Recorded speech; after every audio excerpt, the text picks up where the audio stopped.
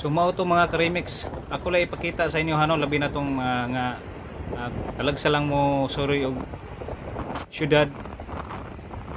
Dili in taon permi makalaag og sa syudad sa Sugbo. So dili sila ma-update sa mga maayong panghitabo. So mao ni mga ka-remix.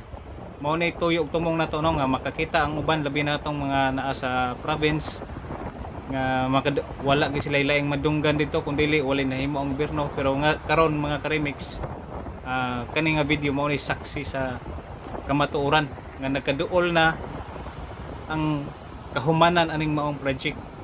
So dako kay tagpasalamat no nga kini nga project nahitabo gani dili lang mga Cebuano taga Lapu-Lapu ang magpasalamat niini kundi ang tibuok Pilipinas.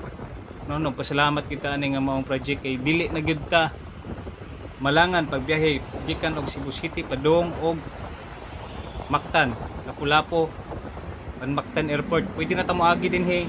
Mao ni pinaka paspas nga agianan mo adto tag Lapu-Lapu mga ka-remix.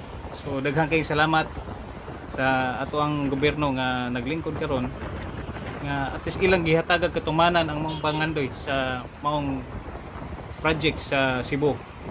So ug atong tanawon mga ka-remix no, dili na gyud ta matawag og kanang ubos nga gyud kay tanan nga kuwat kay nawag mura na gyud siya kanang nata sa Australia, di ba? So kato mga shout out day sa mga nagsigig ingon nga way nahimo no. Way nahimo atong gobyerno. Daghang salamat kasi inyong mga baba na. Kay at least kani mao man i-prove. So sa katong mga taga province nga wala kayo makakita sa maong project, at least makakita sila ang ani nga video. Maka-realize sila nga naa man din nahimo. Dako man din nahimo. So dako kay nagkatabang sa mga turista o sa mga investors mga ka-remix. So dinhi lang kutob, daghang salamat mga ka-remix. Please subscribe to my YouTube channel and hit the bell para